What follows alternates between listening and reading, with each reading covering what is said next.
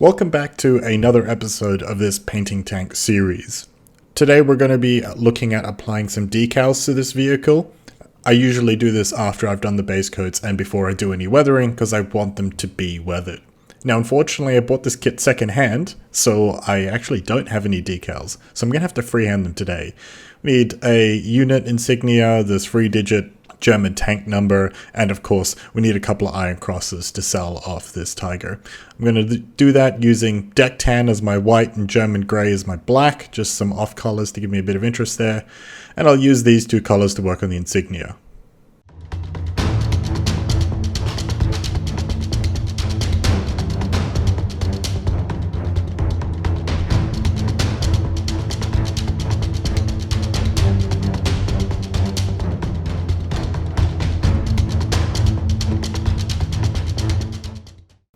I'm going to start us off by getting a little bit of these colors onto my wet palette here, and you'll notice this wet palette's not a particularly fancy one. I'm a big believer in removing barriers of entry into the hobby, and I really like wet palettes, so I'm using this one because it works for me. It's a document folder, a couple of kitchen sponges, and some baking paper, and this is actually some eco-friendly baking paper.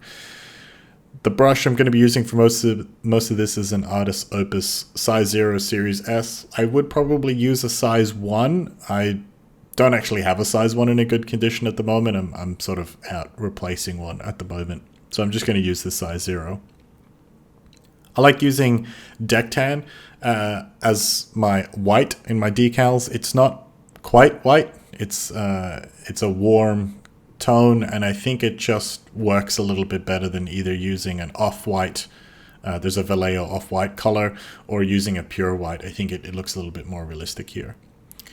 So I'm starting with the 3-digit tank code that they have on German vehicles. I looked up a little bit of history where you could find tanks, specifically Tiger 1s in the Ardennes, and there weren't many, and it was basically attached to the 4th platoon of a tank company. So the 3-digit number here is going to start with a 4. And these are tall. They're usually about double the size of the two smaller ones. And so I have to do quite a large one here.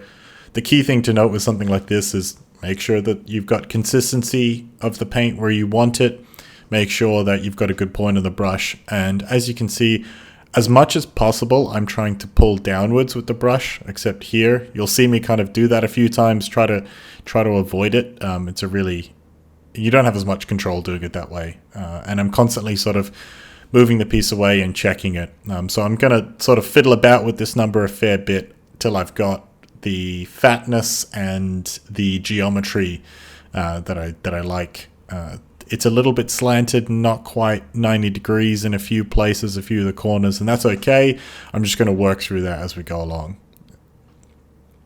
And as you can see here, I'm just sort of increasing the font size of the 4 here a little bit, and also making it a little bit longer. So when I do the 1/2 or 3/4 size for the platoon and tank number, as I move across this decal or the pseudo decal here, it just gives me a little bit more flexibility, a little bit more play, and makes it look like I did that intentionally rather than just having numbers that are all slightly different sizes.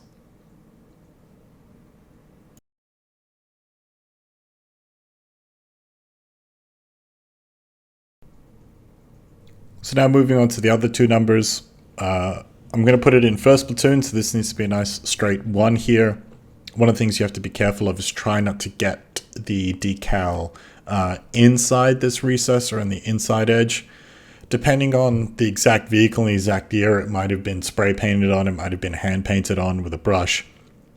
It's hard to say, but in any case, we're just going to try and get that nice straight line on there. Again, I'm focusing on getting sort of the center of the shape or the size down, and then I'm going to work increasing its size left and right. By doing it in a couple of sections, you can just adjust and make sure that it does look nice and neat and straight here. Note that there is going to be sort of this deck tan brightness in that little recess shade under that port there. We're going to come back and fix that with a wash a little bit later.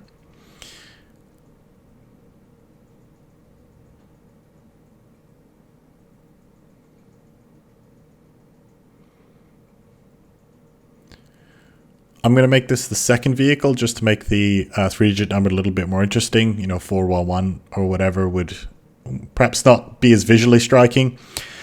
There's not really a good way I found to do curves. Again, just try to pull. You can see here I'm pushing with the brush, and it causes me to get a little bit of an inconsistent thickness there. That's why you don't want to push. Again, just pull and try to pull in sort of vertical lines. Yep, there's that little push. So again, just pulling to get nice straight lines, and that'll give you a much better bit of control and give you a better end result. And I'm going to futz about with this a little bit longer here, so enjoy that. I didn't want to give you guys the impression that there comes a time when you can just freehand something like this and it's going to look perfect the first time. I also kind of have to balance that without making a 1 or 2 hour video of you guys just watching me do this freehand, which I'm sure is exactly the thing that you sign up for.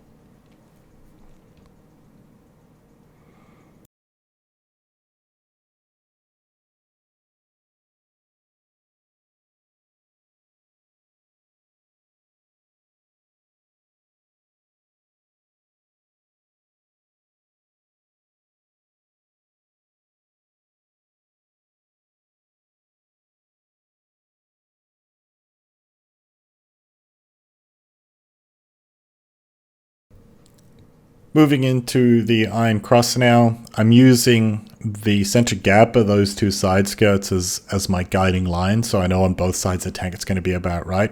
And same thing here, I'm just going to draw one straight line, then I'm going to draw another one at 90 degrees, and I'm just going to keep moving backwards and forwards between the 2 of them until I get something that looks roughly even and roughly square and roughly about right. I'm not too fussed on what the inside of these iron crosses look like in terms of consistent paint application. I'm going to be filling them in with a black, so that's going to be quite forgiving. Or rather, German grey is my pseudo black. What's important here is that the outside edges are pretty clean, and you can see me sort of trying to square them up and get them looking a little bit nicer. So that's the sort of the key thing when you're doing something like this with these geometric shapes, or any sort of freehand. I find it's a lot easier if you start with the outside shape of it first, and then that way you can just sort of fill in the details and you can work backwards and forwards between them there. You can see me painting my fingers a few times as this video goes on. There's sort of 2 parts to that. One is just to make sure that the consistency is right, as a nice quick little consistency check. Another thing is actually just offloading. Sometimes you might pick up a little bit too much, and if you're already holding the model, it's a little bit easier to just offload some on your finger rather than going all the way back to your palette.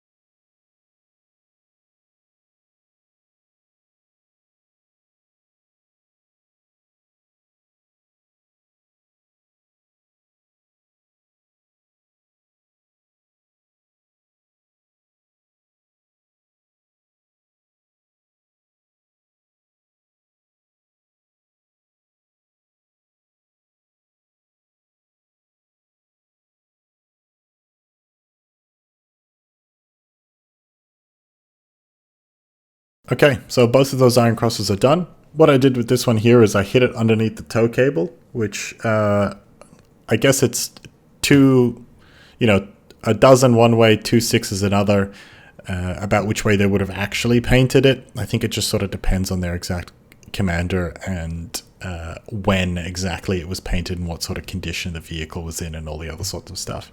Again, just for some visual interest, I decided I'm going to stick it under the tow cable. It'll help me work those layers. You can see here I'm not really happy with the consistency of that German grey. It's a little bit too thin, not quite getting good coverage. And so that's probably about right. And so I'm sort of offloading a little bit here. Now that I'm happy with that, I'll fill up the reservoir, make sure I got a nice good point, and then away I go. This part here, it's a little bit of a false sense of security because you're just sort of painting inside the lines. But something you got to be careful of here is that you don't consume too much of your outline. Again, it's that white outline that's really going to sell this. And so it's just about making sure you don't eat into that too much.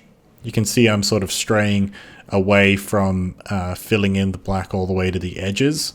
It is actually, there's no sort of white end caps, so I'm going to have to come back and play with that a little bit. But the key thing is I just want to get sort of about the thickness of that black infill about right, and once I've done that I can play with it a bit more. So I'm just going to go ahead and work through that now.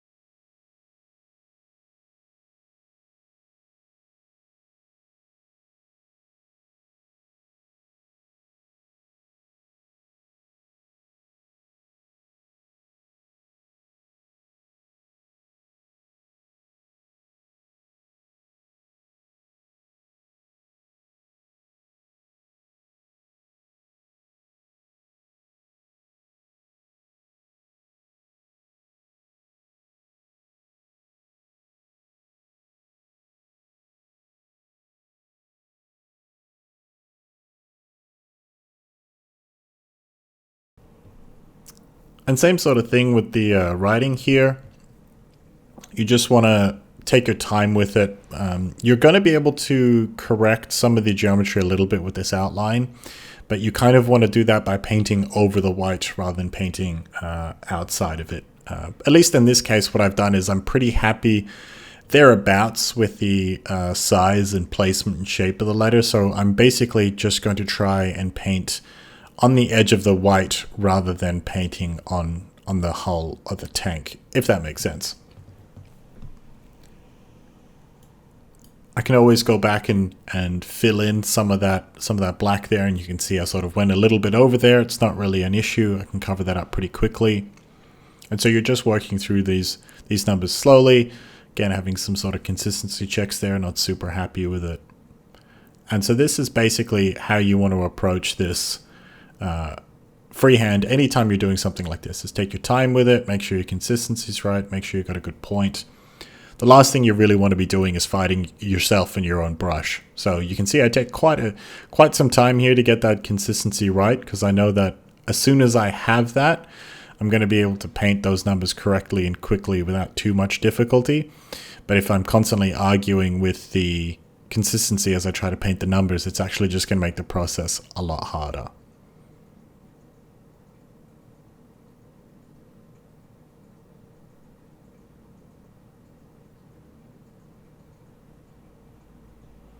And so you can see there I was painting sort of across rather than down, and I got a totally different line. You know, when I'm painting vertically, I can get some very nice, neat lines, as you would have just seen, but as you go across, it's not so simple. So both of those things you're going to improve with practice.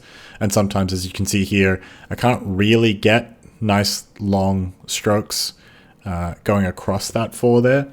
So I'm just going to futz about with this a little bit more on all of the numbers.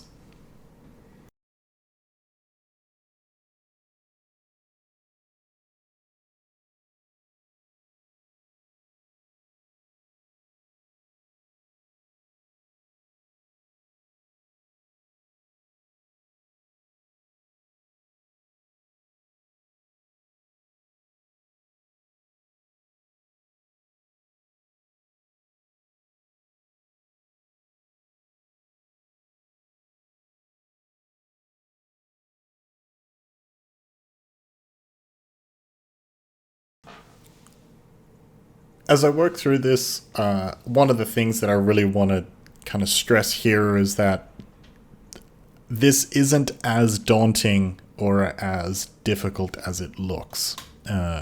What what's really important here is that I want people to try this. If you don't have decals, this is definitely a great way to go. And particularly if you're doing custom regiments, or if you're just doing a regiment that's not very well known, or a unit that's not very well known, you're not really going to have the option of doing Insignia with decals. You can get decal printers and that sort of thing, and there's absolutely nothing wrong with any of that. I'm not trying to say that this is the superior art form. It's just another skill, another thing that you can add to your toolbox. And particularly if you're starting out, what I would probably recommend is, if you can, varnish the model first. Just anything out of a rattle can is fine. And what that'll do is allow you to tidy up your mistakes with thinners rather than having to paint over it. Now, if you've just painted a flat base coat, painting over it's not really an issue. If you've done what we've done, where you've built up a couple of different tones and shadows and you've built up some light, it becomes really difficult to fix your mistakes. And again, that's what you can see. I'm being really patient here and really just taking my time. And if I make a mistake inside of the decal, it's not a problem. I know I've got plenty of room to fix that up, plenty of ways to tidy it up. But outside of the decal, I don't really have that luxury, just because of the tones that we've worked through. If you've got the decals, definitely use them. I'll be going through that in a separate video.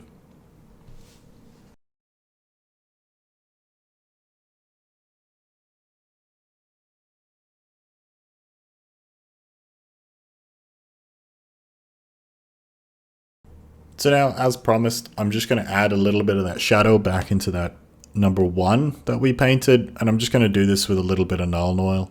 Key thing is, don't have too much on your brush. You're not really slapping this on everywhere. You can see I'm offloading most of it. And then you just want to push it basically from somewhere where you don't want a lot to somewhere where you do want a lot. So I'm starting from a few millimeters away from that shadow, that little recess, and then I'm just going to push the Nuln Oil in there. If you're going like I am and taking a couple of, and you want something really subtle, you're going to need a couple of coats. That's okay. The GW paints dry really quickly. It's not going to take too long. And the key thing is here, I'm going for a subtle effect. If you want something more impactful, you can definitely use more.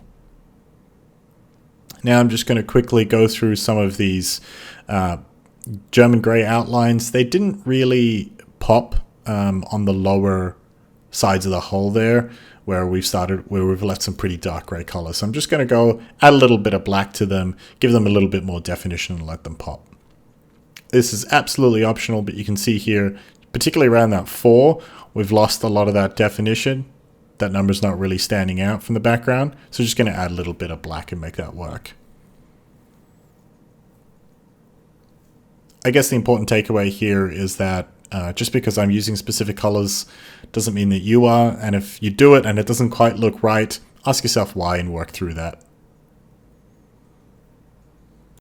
So now comes the really fun part. I'm going to be working on an unit insignia in that top left sort of corner there.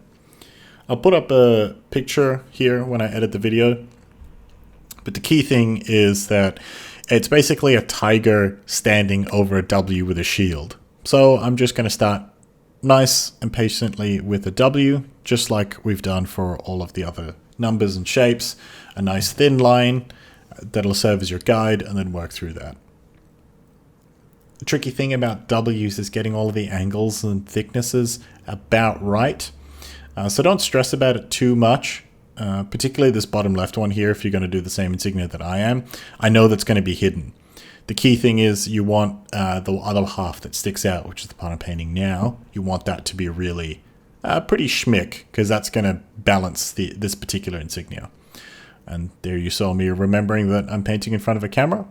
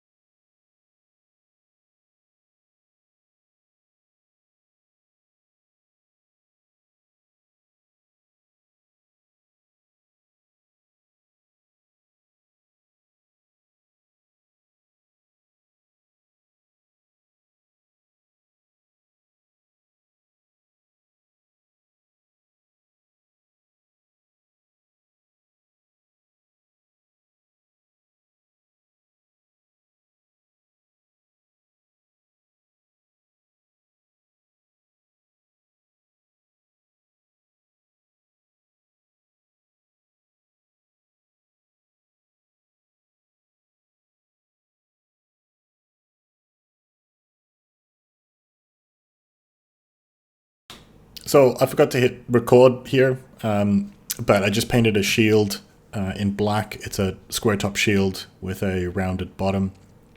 Just painted that in that German grey. Now I'm just filling it in white. It's actually, the artwork on the shield is a white cross on a red face shield. And I actually find it's easier if I just fill in the white first, and then I can paint sort of 4 red corners, and then I can adjust from there. You can see that this plan didn't quite sort of work out, but I still overall would recommend doing it this way, generally speaking. So I've just got some red on my palette here. I think you guys have seen that enough now.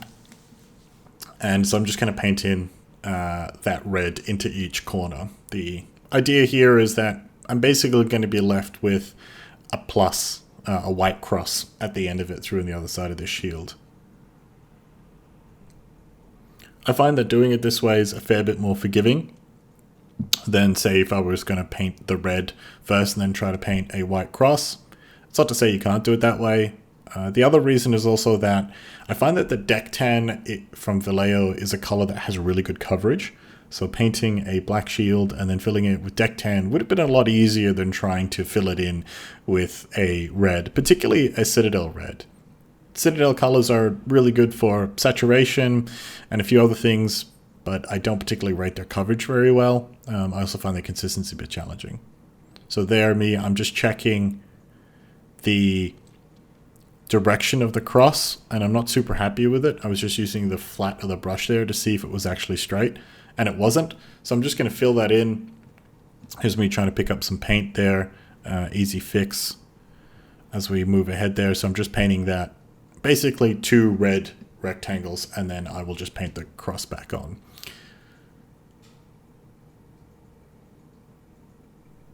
Just a quick tidy up here on the outline.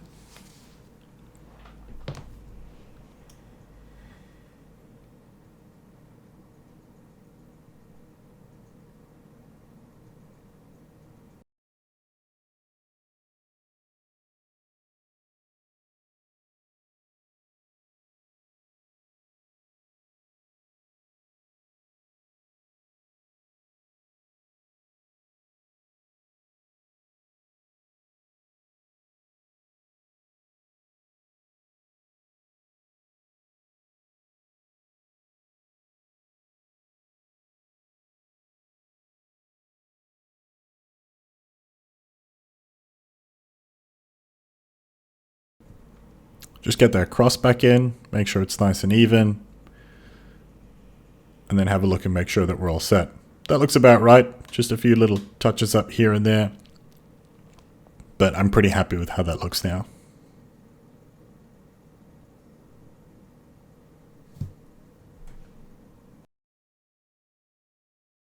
So now into painting the tiger, this Insignia. It's a kind of pale orange. I'm going to use this medium flesh tone by Vallejo. I don't particularly like that colorful skin as a medium flesh tone, but I actually really like it as a base coat for oranges and some yellows.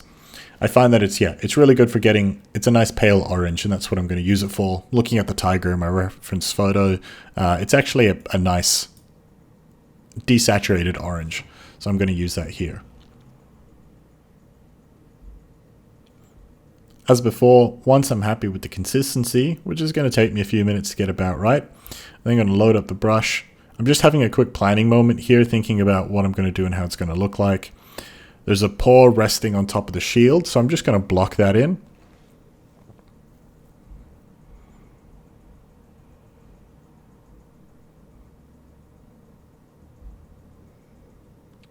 This particular design uses a lot of black lining for definition. So when I do paint the overall outline and I block it in, it's going to be a little bit tricky to remember where everything is, and it's going to look a bit weird at first. And this is just one of those things where you kind of have to trust the process. There's another leg here that leans down. I'm just going to join that and sort of put a body behind that, attaching those 2 legs. I'm just going to fill in the body here and put in the head as well. Sometimes, particularly in this one, I found it was easier to do the head first. It kind of gives me, you do the key things that are going to catch the eye and catch the frame really well.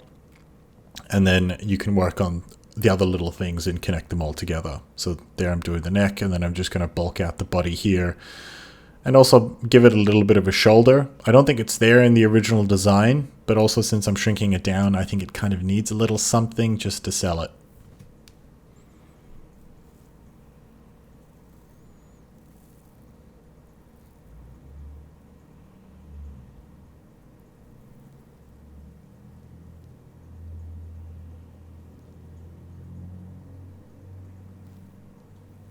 Again, I'm not super worried about the coverage here.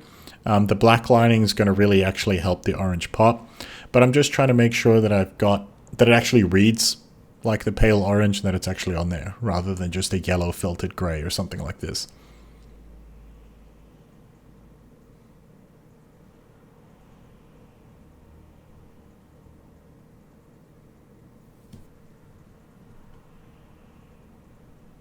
Okay, that looks pretty good. Happy with that as a start. A few little touch-ups here and there, but this is going to be a good place to start doing some black lining.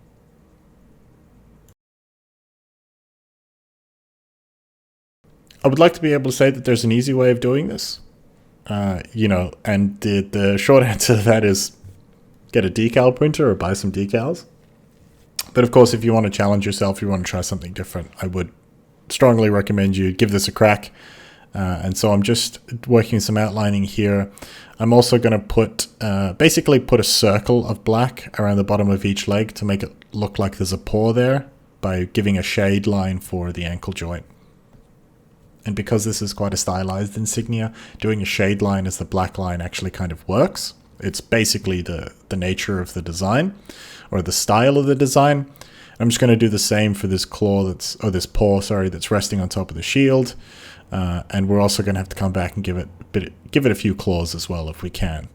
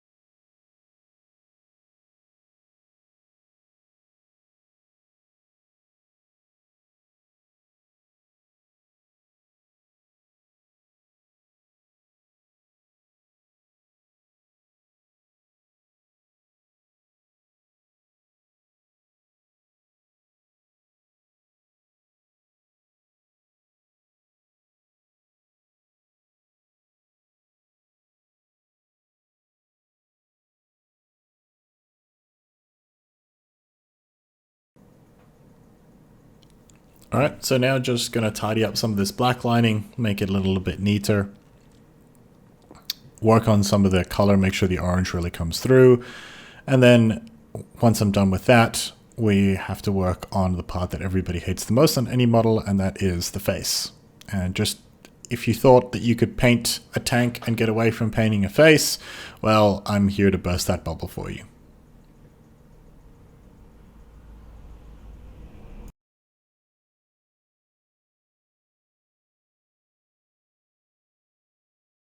So the first part is just going to be blacklining some details, basically making sure that there's a nose, a mouth, and one eye.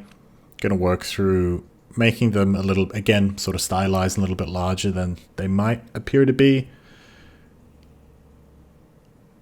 We just want them to actually read like those details. And so one way to do that is to make them larger, make them more stylized. It's a lot of why 28mm figures have larger hands and feet and heads and that sort of thing. It's just to make them look a little bit more visually interesting at that scale. So just working on a little neck fold there by the shoulder, just give that definition and separation from the head and the rest of the body of that tiger. Once we're done with that, we just got to paint the whites of the eyes, just like they always need to do. We're going to put a couple of teeth and then we'll put the tongue in as well.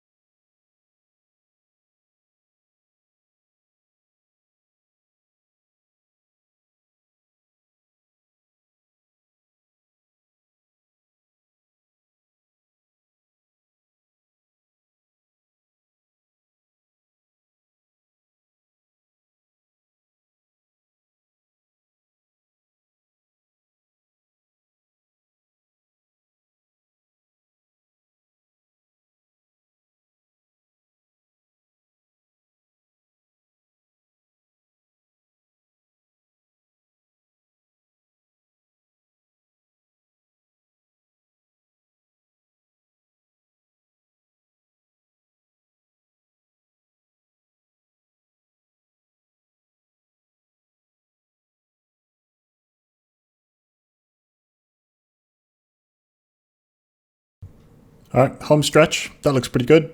Just got to add a little bit of red for the tongue inside the mouth, and then we're good to go.